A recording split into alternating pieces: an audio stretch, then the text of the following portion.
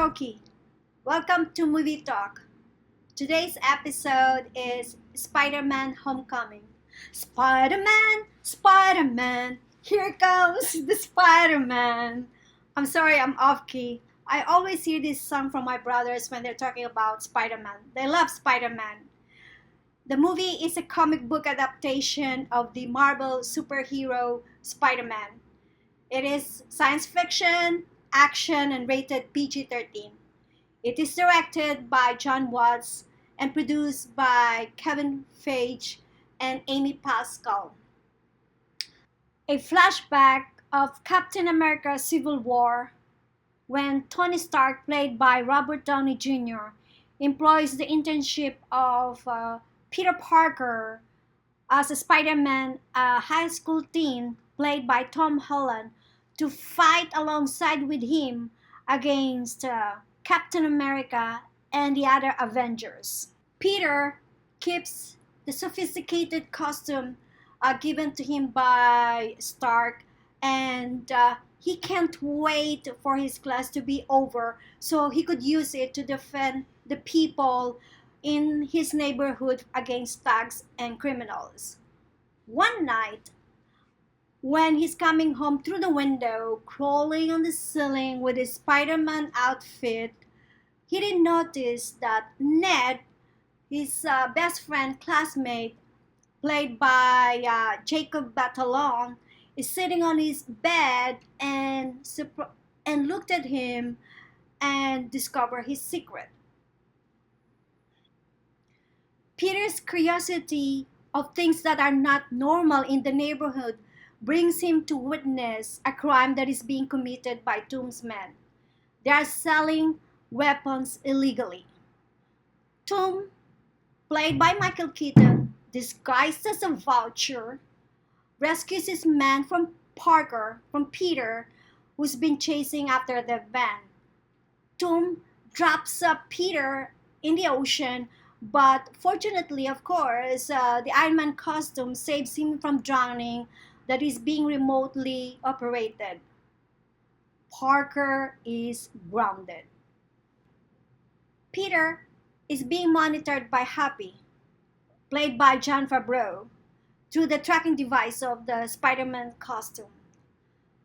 Peter then asks Ned's help to detach the tracking device, but unknowingly, they have activated some of the more complicated features of the costume. Well, Stark took Parker's Spider-Man costume because of his irresponsibility in almost killing all the passengers in the ferry. Homecoming, high school homecoming. So Parker, who is very much infatuated with Liz, invited her to the high school homecoming dance. And in that evening, he finds out that Tomb is Liz's dad. And his plan in hijacking the plane that will carry the weapon and transport it from the Avengers Towers to the new building. Parker is stuck with his housemaid costume, but with his quick mind and uses strength to escape from the rebels, he was able to steer away the plane from the city and brings it down on the beach, avoiding a huge disaster. He defeats Tomb and he immobilizes him through the use of his spider web until the police arrive.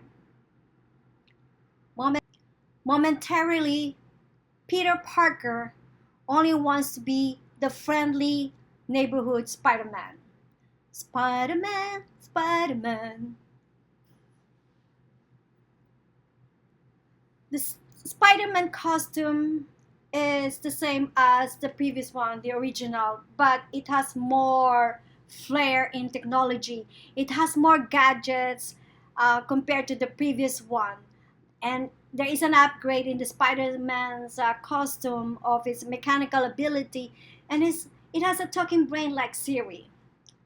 I like watching Marvel films on the big screen. when Andrew Garfield was fired from Spider-Man, I thought Asa Butterfield will replace him, and I like Asa because he's a good young actor, and I've seen him in several of his films.